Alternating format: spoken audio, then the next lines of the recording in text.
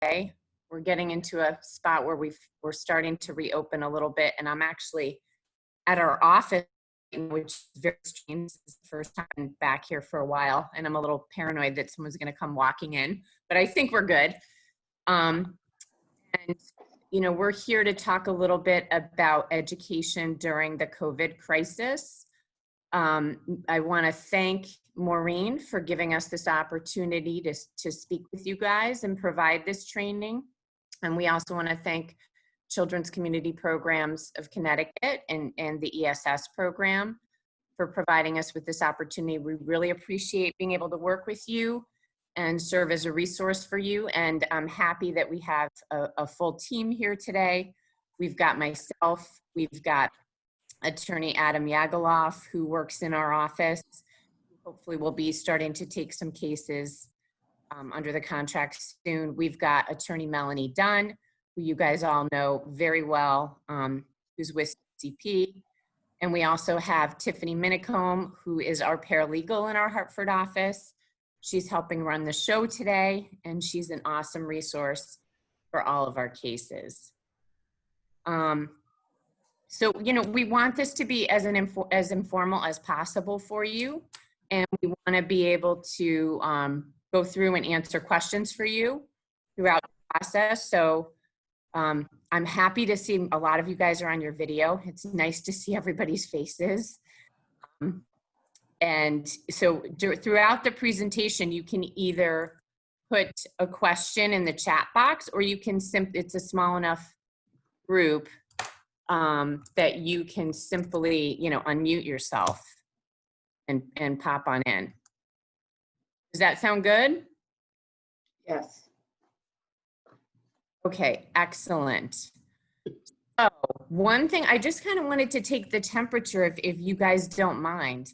How are folks feeling about your clients actually being engaged in education at this time? Does anybody have a client that they feel is actually engaged in education? Anybody want to share? I'll start. I think it really varies. I have some that are not engaging at all. And then I have some who are. I think it's in line a lot with the parents and how much they're involved in helping them get engaged. So it hasn't been nobody. I do have some that are, and some that it's working better for than actually going to school. So, but there, with some of these clients that don't have support and we're already really struggling, not engaging at all is what I'm seeing. Thank you for that. Yeah, I mean, it's difficult because and I'm assuming most of your clients are engaged through technology. Are they doing the technology avenue? Yeah. Yes. Yeah, they've been given laptops and things. That's good that they have access. Does anybody else want to share? I just heard that a lot of the kids are struggling with the distance learning. Even if they were struggling in school, this just seems to add on that. So everyone that I've talked to so far, the parents have said that they're having trouble with the distance learning, and the teachers too, so. Right. Yeah. Marco's sharing that the majority of his clients are not really engaged. Yeah. I mean, I have to say personally from my caseload, I think it's sort of a mixed match. But it definitely, for my kids who have disabilities or IEPs, this is far from the optimal situation. And for many of my clients who, a lot of times you got the referrals that you make are some of the most challenging and difficult clients.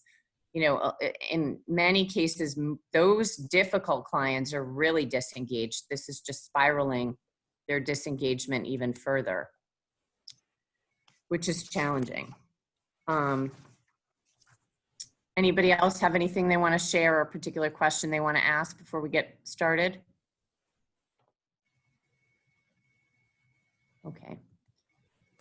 Tiffany, you can move on. Okay, so this slide just kind of shows you what the legal landscape is at this point. And in general, Connecticut is actually a unique place, as I'm sure a lot of you guys know, in that we have a constitutional right to a public education here in the state. Not a lot of states have that, so Connecticut values education a lot. But you know, the reality is most of the law that we operate under is federal law and federal guidance, particularly as it relates to students with disabilities. The IDEA, Individuals with Disabilities in Education Act, and Section 504 of the Rehabilitation Act. Those are federal laws that govern most of the work and advocacy that we do for a lot of your clients. We're in this obviously very unique situation given the pandemic, where we have executive orders and state level guidance being issued left and right. And a lot of times that isn't matching up with what the federal law says. So we're in this really unique situation where there's a lot of, you know, conflict and conflicting information around what's supposed to be happening because of the pandemic and because of the emergency that we're in. It's been exhausting trying to keep up with the guidance, which has, you know, evolved over the last several months. There's been some guidance that's been put out by the feds. And then obviously, I mean, I'm not even sure what executive order we're up to. I think we're, you know, somewhere in the 50s or 60s on executive orders that have come from our governor. And at the same time, you know, the State Department of Education, the commissioner is issuing guidance, and the Bureau of Special Education is issuing guidance. So we've got all of this information that sometimes isn't matching up. But the reality is the feds have came out and said actually almost about a month ago, that none of the laws around special education are suspended, and that timelines and other legal requirements need to move forward.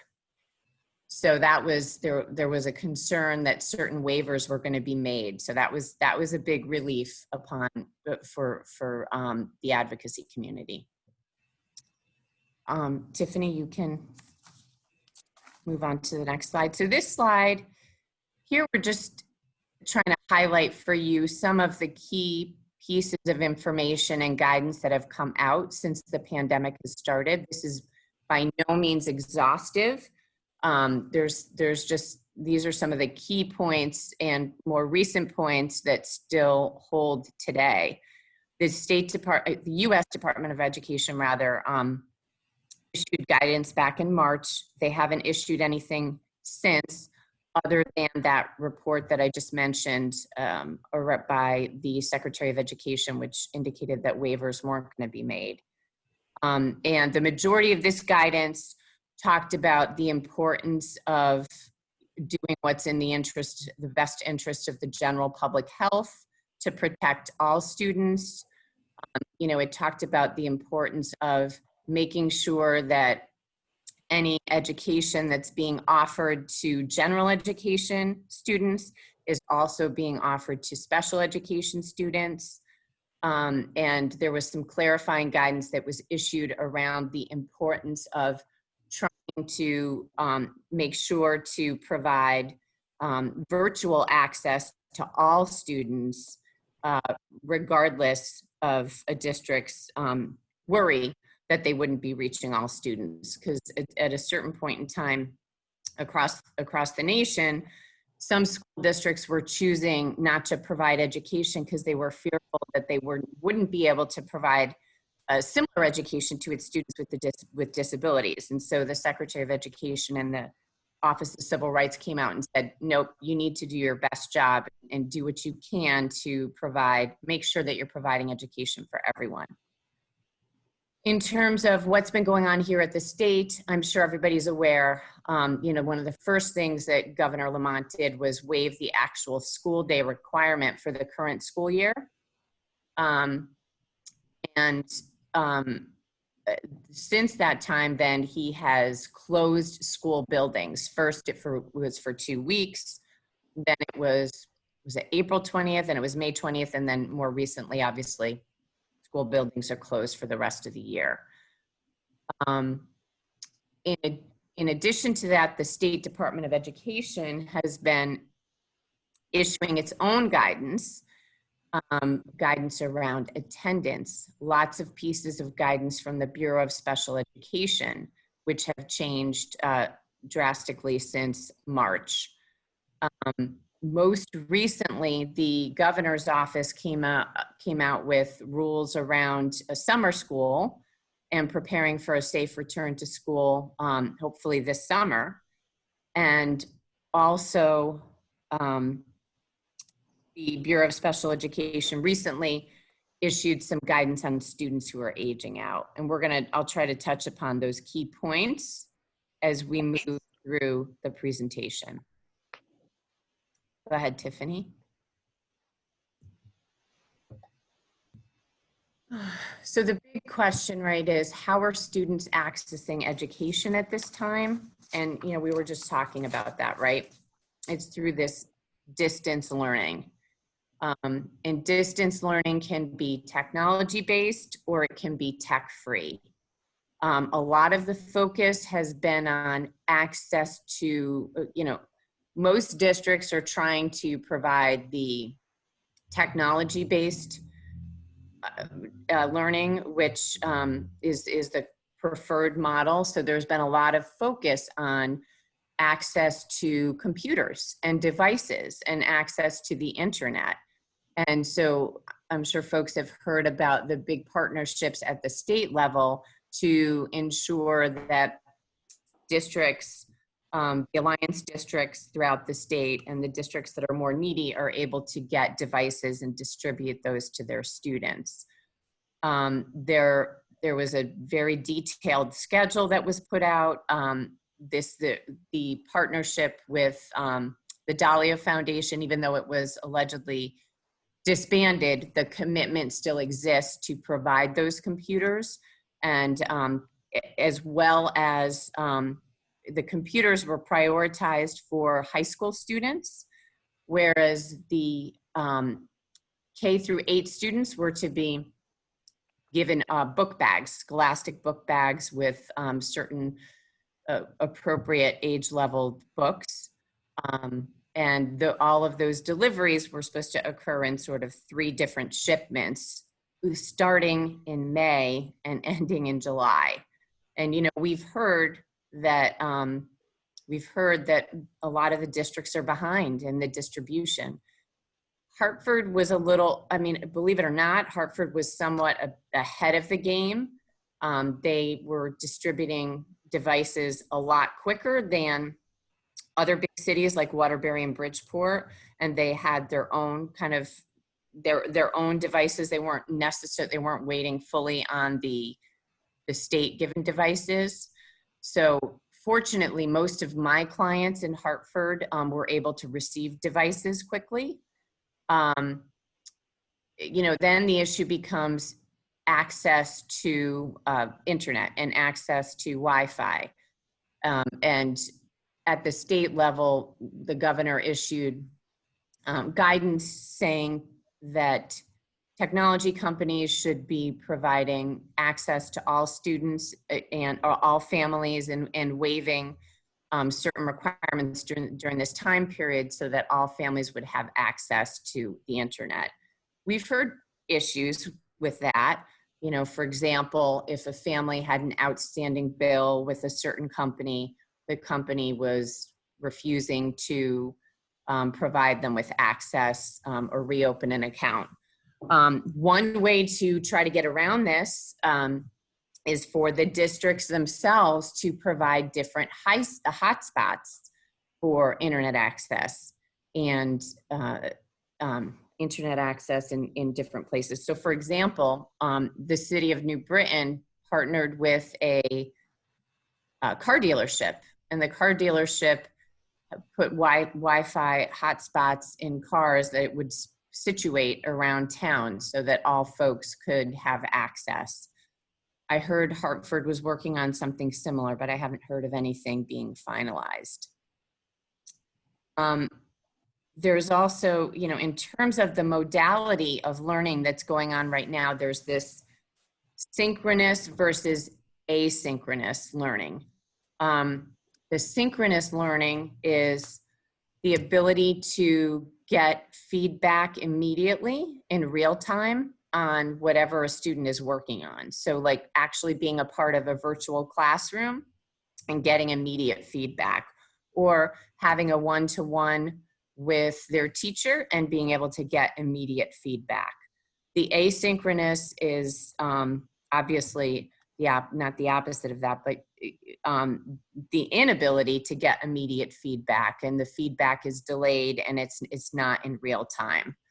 I think we're seeing the majority of districts doing asynchronous learning, and I think it's a very difficult modality of learning for a lot of students, especially students with disabilities. Tiffany, you can continue to move. So if you have a general education student, what are they supposed to, what do they expect at this point from their school district? The state attendance guidance was really clear. Districts at this point are not, these days, are not being counted as regular days for attendance. So chronic absenteeism isn't being tracked during school building closure, and normal attendance for the purposes of state reporting isn't being tracked. But the state is saying you need to be reaching out to all students. You need to be making sure all of your students are engaged. If your students are not engaged, you need to be following up on that. That's a really clear edict from the commissioner, because it's pretty clear that at this point in time, we're at risk for further disengagement with those already at-risk students. If you are a general education student and your district is predominantly doing learning through online, you know, your district should figure out a way to get you a device. And this is why there was a partnership at the state level to ensure that devices would be distributed to all kids, even in districts that couldn't afford it. Now, and this is actually an area you'll hear, our office has been doing a lot of work with the Office of the Child Advocate and other agencies seek special education equity for kids, where, you know, we're focusing on in this state that we're in right now, access to technology means an access to education, which is essentially equivalent to a civil right. That's kind of the argument that we're making. So, you know, if you've got a student in a district where that's predominantly, you know, what they're doing, and they don't have access to a device, I think some compelling arguments can be made that they need a device. Is that device readily available because the shipment's delayed? That's another story. But it's important that all students have access to technology, and this is a priority, I think, for the State Department of Education. Another thing general education students should expect is that they should be able to have access to whoever they're normally in contact with. So if they normally, you know, touch base with a social worker, they should have access to that social worker. If they need to talk to their counselor about what courses they're taking, they should have access to that counselor, and obviously their regular education teacher.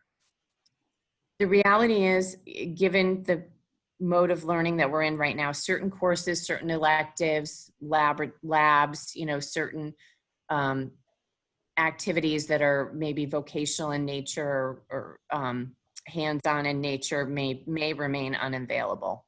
That's unfortunate, but that's the state that we're in. But students should expect their districts to be flexible with them in terms of trying to meet their needs and their expectations. For special education students, what can they expect at this time?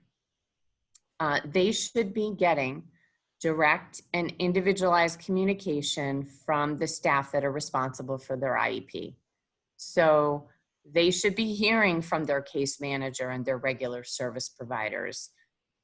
You know, the reality is the local and even federal guidance indicates that it's a reality that school districts are not going to be able to fulfill an IEP to their actual, you know, fullest extent at this point in time. Regardless, districts should be doing everything that they can to fill it to the fullest extent possible. What the educators are calling this time frame is a continued learning opportunity. So, you know, the education that students are receiving at this point in time isn't necessarily pursuant to their IEP. It's pursuant to this continued learning opportunity that they're getting based on the pandemic. They should still have access to their related services and special education services. You know, again, if that's in their IEP, if they have an hour of social work, they should have some access to their social worker.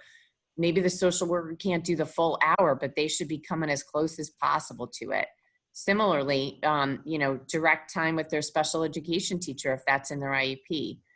I do have students in Hartford that are receiving that. You know, I think it greatly varies, but I do see that happening for some of our students. Also at this time, there was a lot of back and forth about whether or not PPT meetings should be happening. Recently, the guidance that the Bureau of Special Education came out with, initially they came out with guidance that said PPTs can only happen in unique circumstances. They corrected that guidance at the end of April to indicate that districts should be moving forward with the majority of PPTs and doing the best that they could to hold them virtually and have the parent be involved. The guidance is really clear that parents need to be involved in these meetings in order for the meetings to move forward. Similarly, at this time in particular, all PPTs and all students with special education should be considered for extended school year. That's ESY. The interesting thing is ESY is not the same thing as summer school. It's additional services. It means additional services that are based on your IEP due to your and your individualized needs in your IEP. This is distinct from, again, summer school or what the State Department of Education is now referring to as recovery services, which are services that are being offered for any missed education that occurred during this period of school closure. We're going to talk about that a little more. Does anybody have any questions or comments? I don't know if Melanie or if you have anything that you want to add. All right. No, I think this is great information so far. Thank you for putting all this together. And now just to echo some of what you've already said in an informal sense, you know, we've just been trying to remind our parents not to give up, you know, don't assume that, well, schools are closed.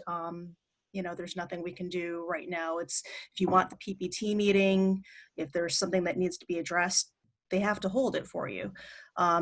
And I think a lot of district administrators have been working sort of in a creative sense. You know, I had one PPT in Hartford recently, you know, where there weren't enough people, the right people weren't on the call at first to make it a formal PPT, but we said, great, we'll have an informal discussion because there's information the parent needs to know. And then happily, we didn't have to reschedule because due to some technical difficulties, you know, the staff wasn't there, then they were able to join. It was a legally constituted PPT. So that's great. But, you know, if that hadn't worked out, doesn't mean, okay, close out the meeting and we just don't do this. No, you know, we're going to make an effort to reschedule, have the informal discussion. This information is important. So. Yeah, thank you, Melanie. That's a really good point. Even if you can't have PPTs, the state is encouraging that communication with parents and the ability, making sure that parents who have students with IEPs have the ability to discuss the services that they're receiving now, give feedback, and try to make adjustments and changes. Even though we're not in IEP realm, you know, the school district needs to be working with the parent to do as much as they can to make sure that the student's needs are being met. I got a question here from Tana about what about 504? So that's a good question. You know, 504 is a little bit different because it's not specialized instruction. It's accommodations based on the general education curriculum, and most of those accommodations kind of fall by the wayside in this realm of virtual learning because, you know, your typical accommodation is going to an alternate setting for a test or extended time for a test, and kind of irrelevant when mom's the test taker and you're stuck in a 3-room house, you know, to be fulfilling your education. So it gets a little dicey. But if there are, you know, if there are other accommodations in the 504 plan that are relevant, the school should be working to make sure that those are being fulfilled. And many students have 504 plans that include related services. So those services should be being delivered. I hope that answers your question. In terms of grades and credits, what's supposed to be happening now? It's really interesting, this state that we live in, because we have 169, right, fiefdoms, school districts that operate in their own realm based on their, you know, their own taxpayer dollars. And the commissioner and SDE came out and specifically, you know, as mentioned, advised districts not to be tracking attendance at this time. And they also came out and advised districts to lean on the side of offering pass-fail options to their students, and or incomplete options to their students during this period of building closure. Of course, they ultimately left it up to the district's discretion. And, you know, I've seen a wide variety of, I mean, I've seen plenty of districts that are still opting to grade. And, you know, so for example, Hartford is engaging in pass-fail for its students. So is West Hartford. However, East Hartford and Glastonbury are grading their students. So regardless, however, the school district should be providing the option for that pass-fail. They should be providing the option for the student to, you know, if they can't keep up with the curriculum or access it, they should be giving alternatives and the opportunity to take a pass-fail so the student can proceed. Similarly, working to find creative ways to make sure that individual students' credits can be accrued during this time period. And then the big question that's, you know, obviously been on everybody's mind and people have probably already seen starting to happen is, you know, what's supposed to happen with graduation. You know, initially, obviously ceremonies were to be virtual and determined by individual school districts. You know, some districts are doing, you know, outdoor graduations with, you know, a large screen and families being in cars that are separated. Some are doing drive-by graduations. Some are doing completely virtual graduations. And then just recently, the governor came out and said in-person graduations are possible after July 6th. So I expect we'll be seeing some in-person graduations occur too.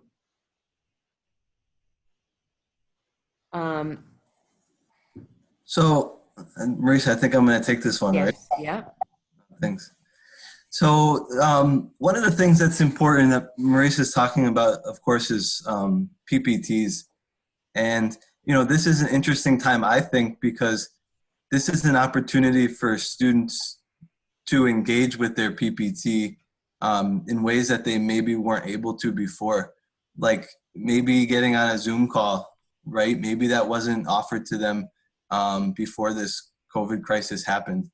So the ability for them to get on a Zoom call and to maybe advocate for themselves, or to have other people get on the Zoom call with them that maybe would have had trouble advocating for them in the past, like maybe even the probation office. I find it to be an interesting opportunity. So of course, some of the stuff that Marisa is talking about in terms of what should be discussed at the PPT, special education services, testing, making sure that those things are continuing to happen. For students that are graduating, and I think you probably deal with students that are graduating or close to graduating. I'm not sure how many students you deal with that are 21, but these students at this time can be thinking about their transition goals and how their transition goals and how they can contribute and how you all can contribute to help them sort of think about life after graduation. So for one, I think that this is an easy way for them to contribute to their PPT, right? It's a forward-thinking sort of, it has a lot of goals and the ability to think about the future, right? I know you guys talk about motivational interviewing and things like that. So the ability to engage with your PPT on your future goals after high school is important, and it should still be happening. Things that should be thought about are, of course, like jobs and employment, right? Whether they're going to continue to learn a trade or move on to some sort of post-secondary education. One of the things I thought could be important to work with probation in terms of thinking about post-secondary goals is what will they need at their next educational institution to be successful? Because they might not have the access to the same PPT team, the same counseling services, the same IEP when they move on to college, right? Even community college. So maybe you all thinking together about what some of the things that they're going to need when they get to college. Important. It could be interesting at this time when they're kind of stuck. This is a way to think about the future.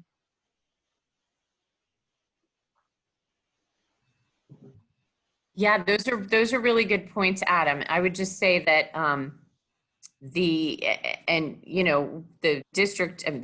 state Department of Education recently came out with guidance around this, and we were a little disappointed in the guidance because they kind of, they're saying that PPTs need to be held to look at these the specific transition goals that Adam was just referencing, and make sure that students would have been able to meet those goals. But if not, the onus is kind of on the parent or the student to request that, additional services so that those goals can be met. That one area where they may be able to get additional services is called compensatory education. But that's something that needs to be granted through the PPT with agreement by the district. So what about summer school? Finally, the state just came out with some guidance around this just last week. And again, summer school is distinct from extended school year. Extended school year is services based on a student's IEP and their individual disability and their need to have services over the summer because of potential to regress over the summer. Summer school is something that's should be offered to all students, and given the school closure that we've had due to the pandemic is something that's been talked about as important dating back to when buildings first closed. So what school districts should be, the guidance that the state just came out with last week was to detail what summer school should look like, who it should be offered for, and when it should start. And so, and again, this is summer school for all students.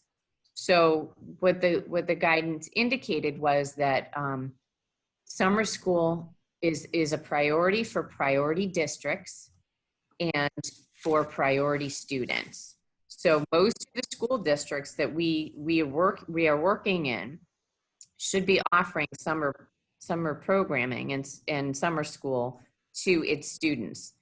In particular, the students it should be offering the summer school to include students with special needs. So that's students with IEPs as well as students with 504 plans, ELL students, and more importantly, school districts should be doubling up and working hard to make sure that students who they know don't have access or who weren't engaging are engaging. So they should be working hard to offer summer school to the students who have been disengaged. The guidance, the big question on I think everybody's mind is, are we going back into school buildings? And the reopening guidance, touched upon this and talked about what summer school would look like if it were in person. And it's pretty grim. The requirements are pretty intense. So, what the guidance says, and again, this is for summer school, it's not for next year, for summer school, says, everybody needs to be wearing a mask, students and staff, a maximum of 10 students in a classroom with one teacher and desks 6 feet apart. Students, only one student can touch a set of materials throughout the entire day. So that materials issue creates a lot of problems for larger school districts or under-resourced school districts, right? Because just one, whether it's a device or a, book, one per student, and then everything needs to be fastidiously cleaned at the end of the day before coming back into the building. Districts also need to have a medical professional on site, and districts also need to have a, essentially like a COVID compliance contact. So those are some of the key points about in-person summer school. I have heard, and I'm sure you guys have heard, that Hartford is offering credit recovery for all high school students. So they're going to be extending credit recovery options to all high school students. I do not, my understanding is it's all going to be virtual, again, device-based. I'm not clear on what they're offering for the K-8 yet, but they've made a commitment to also do that. The only schools that I've heard of talking about going in person, and I'd love to hear other people's input on this, are some of the smaller special ed schools. So for example, I was on a PPT yesterday with a school, Edelbrook. They plan to begin to start to phase their students in on a rotating basis, 1 day a week to 2 days a week, on a rotating basis with a limited number of folks in the building at a time. I haven't heard of any public schools trying this, though I have spoken with attorneys who represent public schools who say they have clients in public school districts that want to do this. I haven't heard of that yet. And another really important piece is there should be some level of assessment to gauge where students are when they start off in summer school. So we can really look at how, what kind of skills they may have lost and what we should be looking at to make up. Has anybody heard anything about other schools doing in-person schooling? Curious. Melanie, how about you? No, I haven't heard anything about in-person schooling at this time. Just the rumor mill that I think we've all been put through. Have been talking a lot about credit recovery. I've only had that addressed in an online, continued distance learning context. A little bit of, slipping between, is this ESY? Is this just credit recovery? A lot of our students are behind in their high school credits to begin with. They were for a long time before the pandemic, but it's clear that they are at risk and regression. So, call it ESY if you can. We're just thrilled when we can get these services in place, especially for our high schoolers. As far as in-person goes, I'm curious as well what a lot of the private schools are doing. Some of our most vulnerable populations are students who are severely impacted by autism, emotional disturbance, really in need of therapeutic round-the-clock care. That's our most vulnerable population, and that's been the most heartbreaking thing to witness, is those schools being closed, and parents really being at their wits' ends with, they're not receiving an appropriate education right now. So that's one of many, unfortunately, but one of the biggest crises that I can see happening at this time. So it's tough. Yeah, thank you for that. I mean, I think it is unfortunate, but a lot of schools, because they had to move forward with planning and didn't have any other guidance around the in-person option, opted to go the virtual route, and as Melanie says, this is can be pretty detrimental for our most needy students, especially those, with the emotional needs. It's interesting because, Tana brought up that she has some students that are doing better virtually, because maybe they can do things at their own speed. They don't have the other distractions of other students or peers that may get them in trouble. And maybe it's not as confrontational through something like a Zoom, but then there's other students who it has the opposite impact. And I really worry about the emotional impact, the social emotional detriment that this scenario is having on a lot of our students. And there's a lot of unanswered questions around how that's going to be accommodated moving forward. I see that Marco has a question. He's asking about whether or not the school year will start on time. My understanding is, I've heard that the next school year calendar is going to start on time. Everything's going to, the calendars are going to be honored, but I think it's still up in the air about how the instruction is going to be delivered. There's a lot of different opinions about it. I just, at my children's school last week, I spoke with the principal about it, and this individual principal is adamant that they want to be back in the building, full time. There's been a lot of discussion about a hybrid program, one set of kids coming in on A day and another set of kids coming on B day, or splitting the school day in half so that the population is smaller. I've seen a lot. I mean, I know, for example, Farmington, I think they put out 3 different options to their, their folks in their town, and are considering these 3 different options. I don't think it's definitive to date. I do think schools will be starting on time, but I don't think we know what it's going to look like yet.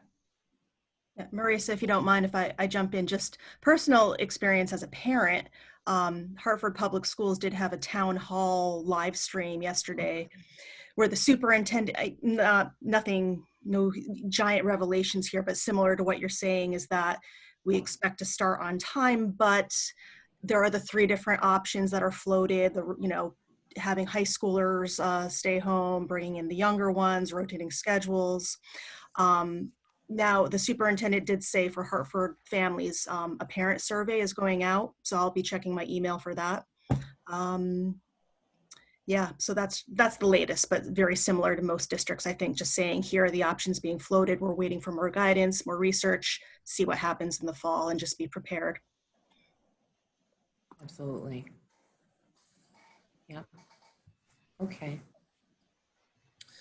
So, and I'm sure Marisa or Melanie can add what they'd like on this slide here, but just some tips for you on sort of how to navigate school issues in general, but also issues during this COVID time.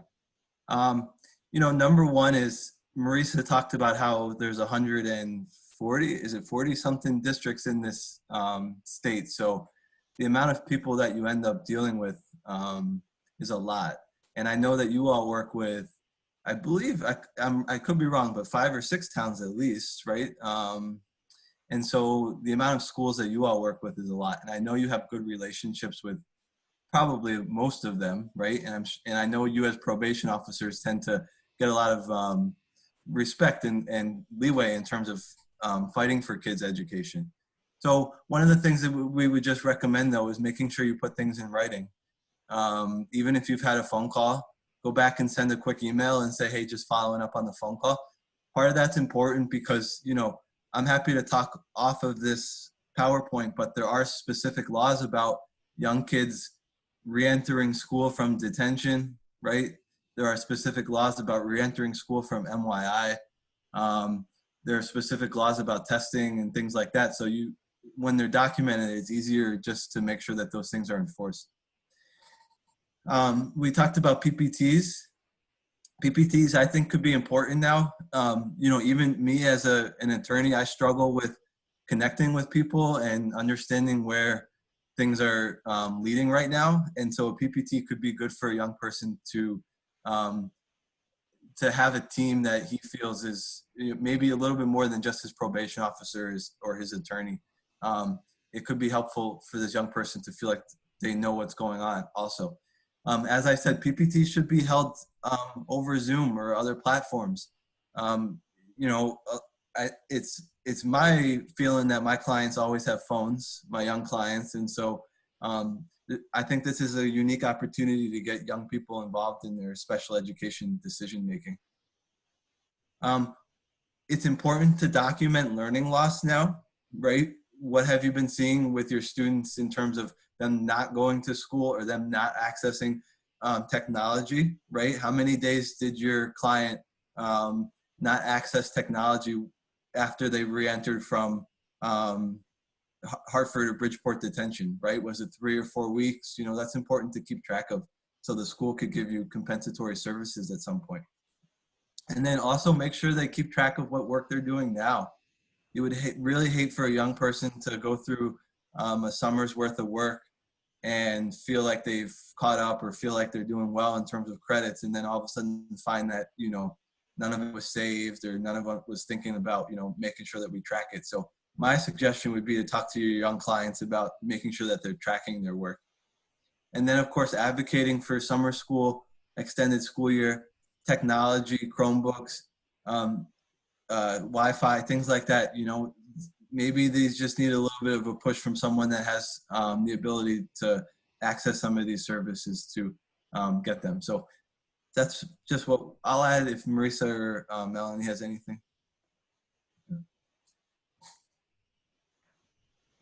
No, I mean, Adam, you hit it on the head. And in terms of documenting, it's also specifically like looking at, if you have a client with an IEP, looking at that page 11 and seeing what services they're supposed to be getting on a weekly basis. They're not getting, any of those services.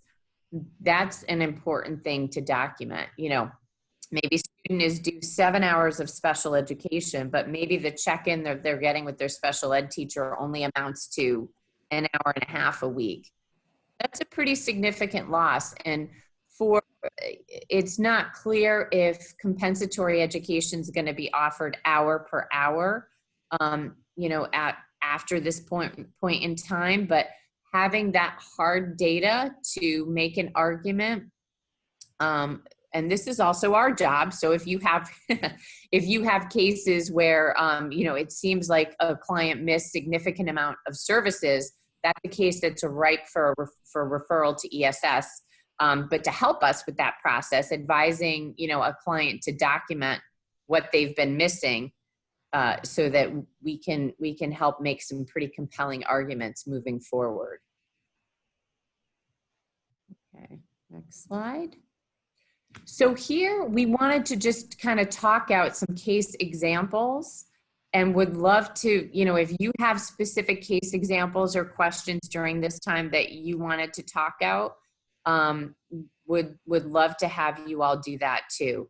So, for example, now this first question, the first example here is about a student turning 21. So most of you obviously are not going to have a client that's turning 21 at this time. But what the guidance says is that a student who's turning 21 at this time will be exited from special education because their birthday occurs before June 30th. However, the district should be having a PPT to make sure that all their needs have been met.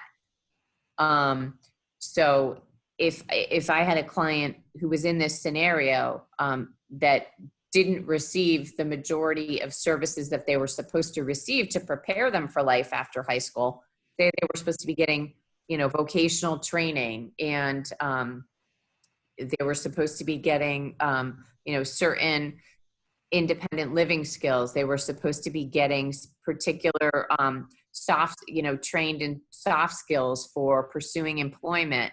And none of that happened during the period of school closure. I would be making an argument at the PPT that the student should not be exited, and that the student should continue to receive services for the summer into the fall, whatever in consultation with the family and the school district is deemed appropriate. What if you have a client who's a senior who needs woodworking or needs, I'm trying to think of a visual, graphic arts to graduate, but they haven't been able to take that graphic arts for the last several of months? The district should be working with them to give them an alternate means to fulfill that graduation requirement. The state guidance backs that up, and even if this is a regular education student, the school district should be working with them to make sure that they can meet those graduation requirements and move forward and graduate. Melanie, you had an interesting, did you want to just jump in there, Melanie? Sure, I just dropped that in the chat because it's just, something that I've seen come up is physical education. So you don't have a gym class with a teacher directing you what to do. We've seen creative options with journaling, daily movement, meditation, even just physical wellness. So, and it seems to be, it's fun for the students who are engaged in this. There's no reason why physical education requirements can't be met if that's something a student needs for graduation. The important thing is to make sure districts are not just waiving or just pushing students through, especially if they're 18 and ready to take their diploma. There are creative ways to fulfill this. So just one example I wanted to note that I've seen. Yeah, really good point. Thank you, Melanie. Yeah, physical education is a big one, and there's so many different electives that school districts can be creative about, including, in Hartford, a big graduation requirement is the capstone project. And, there's different ways via virtual meetings that students can do a presentation or put something together in order to fulfill that requirement. And the district should be working with them. What about a student who is coming out of regions at this time? You heard Adam mention, there are particular rights that students who are leaving confinement have, and those rights continue at this point in time. There's no question about that. In fact, it's reiterated in the, I believe, attendance guidance that students should be allowed to just automatically re-enroll in their district and pick up with the district's, the district's learning opportunities and continued education opportunities that are occurring at this time. One of the recent ESS referrals I have was this exact scenario where a student had returned from regions, was actually in one school district before he went in, and in a new school district when he came out. And, there is no question that he's entitled to access. It just unfortunately needed a little pushing from my part to make sure that he had the access. And, you know, now we're kind of working to make sure that he was given all the credits that he's due from that time period, and that's all being accommodated and accounted for now that he's in his home school district. About a student who hasn't engaged in distance learning at all. I think we tried to touch on some of those points, particularly at this point in time. If you have a student who is a special education student, or who, you know, we're coming up on summertime, and you have a student who's just not engaged, the school district, and assuming they're a high school student, the school district should be not giving them all Fs and calling it a day. The school district should be working to get them access, get them engaged. If they, you know, reducing work to maybe some key points. If they were unable to complete any work during the, you know, the period of school closure that balanced out this semester, giving them incompletes and time to do that work over the summer. For example, I know that Hartford Public Schools is giving students a whole extra month, I think, into August to finish work from this past semester to ensure that they can, you know, whether it be get credit, graduate, and just engage. What about, this one's a little more tricky. What if you have a student who's in need of a referral to special education at this time? This one's a tricky one. And the guidance that came out from the State Department of Education at the end of April suggests that, you know, this whether or not this can occur really depends upon the ability to evaluate the student at this time.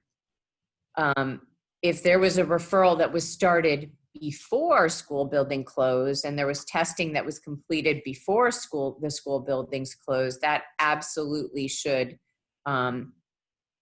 continue. And you know, if possible, a team should be convened to review all of that data and move things forward for that student. But if you're looking at trying to make a referral for a student right now, this is a little more tricky. You can absolutely do it, but the PPT is going to have to look at, and I actually have a couple folks that I'm advising about this right now. You know, I would say absolutely put that request in writing, like you know, one of the advocacy tips Adam was talking about, making sure you put that, detail that need and that request in writing. The reality is the team is going to have to look at how can we complete the testing in a safe manner at this time while school buildings are closed. What the law actually says around referrals made during the summer is that those referrals need to be picked up at the beginning of next school year. So I would argue and say, and today is the last day of school for Hartford Public Schools. You know, if you have a client who you want to make a referral for before next school year, like I would do it as quickly as possible. Or if that's something that, you know, for any reason we can help with, you could definitely make a referral to ESS.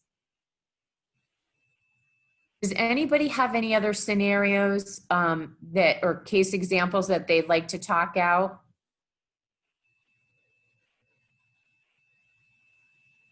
Melanie, what about you? Just to echo everything else, you know, that we've discussed so far. You know, some examples come to mind, some of which I've already addressed, but just more generally, just as a general commentary of what I've seen from the ESS referrals, issues to watch for that are present all of the time, maybe a little more exacerbated by the pandemic. Students transferring from regions where you need to find the right person just to narrow down, what are his credits? Who do I send the records to? And who from the home district, Hartford Public Schools, for example. Marisa, you mentioned a case where the student changed districts. I've even had cases where, parents have lived in Hartford the whole time. Student was never really disenrolled, but, mom makes a call to the Welcome Center and is told, we don't know who your child is, sorry. So it's a little easier in the special ed context, where usually I can reach a district level special ed administrator where they can find the IEP.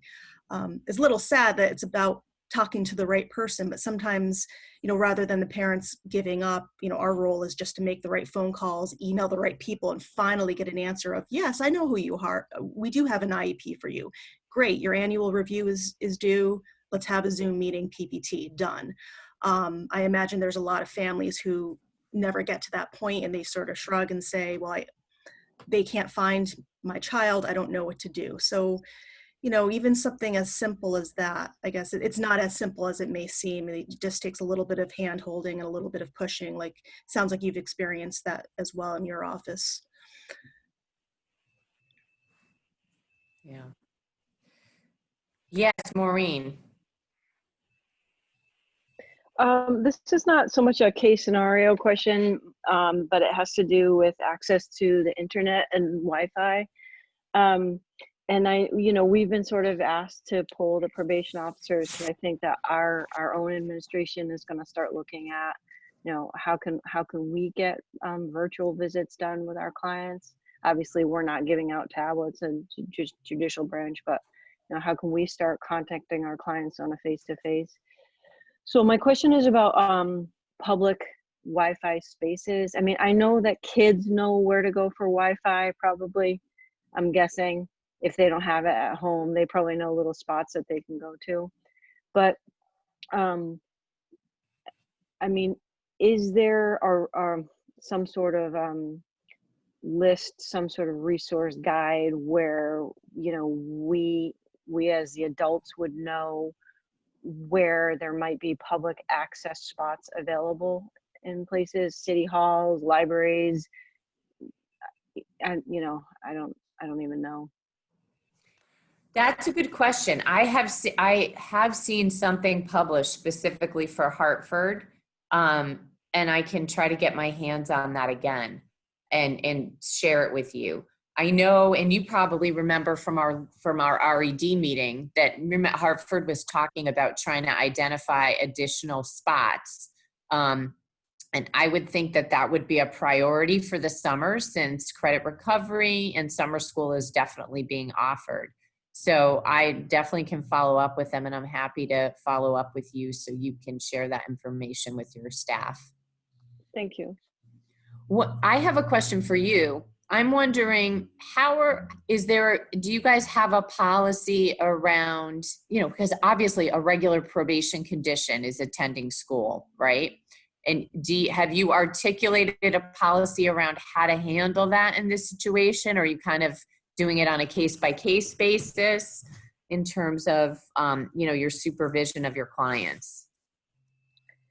Well, other people on this call can kind of talk to you specifically about what they're doing with their conversations with their clients, because, I'm not in touch with the clients, but no, we don't have like a policy. We're all winging it just like everybody else. So we've been given when this first sort of started and we were kind of doing some brainstorming around what is it that we're talking to our clients about. That was one of the very key things, the first question was, how are you? How is your family? How are your financial resources? And that kind of thing. But in that list of maybe 5 things was, how is it going with education? Do you have your tablet? How are you engaging? But maybe some other people on this call can talk about what it's been like having those conversations with the clients.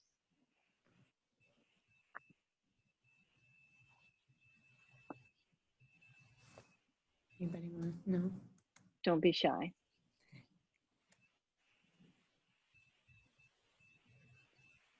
This is Rod Pelletier. My experience in talking with them, they have tablets or they have the access to the internet. Some are doing it well. They're able to get in touch with their teachers. They're getting immediate response back. And there's a couple who were just what they were doing during the regular school, and they just don't go on. It's not that they can't or they don't have a password. It's just the school looks stupid, so they don't do it. Mm. But the majority of them are doing the distant learning. Good. Marisa, this is Marco. I'm sorry to interrupt, but I would say the majority of my clients, first of all, everyone has access to their education. I have one student that he's a special ed student, so actually the school has been dropping off packets for him to complete. He hasn't really been doing as much work as he should. But needless to say, everyone has access to the education curriculum that they should be kind of following in line with. However, if education was never a priority with their family, it's definitely not being, something that they're motivated to complete now. Rather, if they had struggles academically before the pandemic hit, I don't think it's getting any better since they are now at home. Right. And thank you for that, Marco. And, I have to say that, I have plenty of clients whose the parent has got their own mental health issues, their own health, physical health issues, their own work obligations that they're trying to juggle, other children in the home that they're trying to juggle, and they just can't handle the oversight and that is required, and the intervention that is required to have their students, or their children rather, be engaged in distance learning. And it's this modality is just not ideal. And something I personally cannot fault those parents for that. They have a lot going on. I just was in a different school district. I was on a PPT yesterday that turned into pretty much a technology lesson for the individual student to be able to finally access his Google Classroom, because his mom has other stuff going on and she hasn't been able to help him with it. And all I would say is that in these scenarios, districts should be cutting families slack, and they should be doing what they can to make accommodations so that the students should be engaged. And I'm really happy to hear that most of your clients have access. I kind of have a hunch that it has something to do with the fact that you're involved, because I am gravely worried about, I think a lot of students out there don't have access at all. But I'm really happy to hear that most of your clients have access. That makes me happy. I would just say that, yeah, I think it's not, at this point, they've been given the tools they need. The districts have, in my opinion, the 4 that I've had any interaction with, have done everything to get them on board. It's the family dysfunction that's causing the problem. And it's, again, like Marco said, it's just what already was causing dysfunction in their life is just worsened by this. So I don't really fault the schools for anybody not having access. I do agree that the IEP, so I think it's mostly special ed kids I've seen that are really falling off. Yeah. And so that's a big problem. And I think that's going to be our area of advocacy as school buildings start to open up. And I think these are the sorts of cases that will be ripe for ESS referrals to, work with the students, make sure their voice is being heard throughout the process, and the families and that have, challenges because of their own mental health issues and things that they're dealing with. To make sure that those students get the best access that they can when things starts to open up. I see a question here. Couple. Okay, so.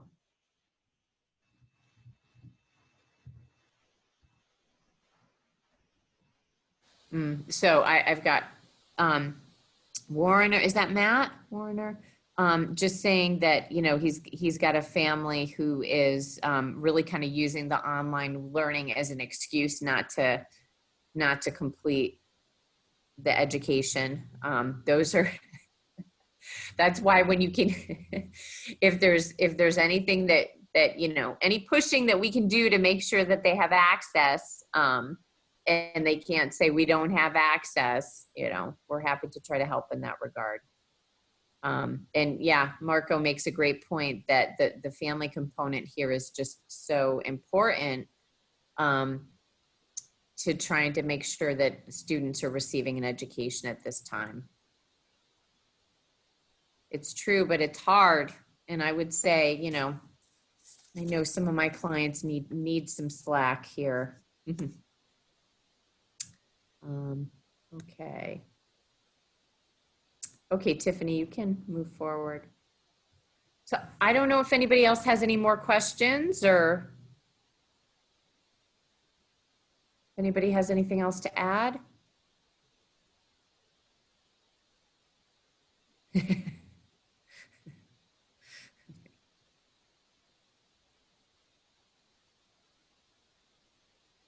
Okay.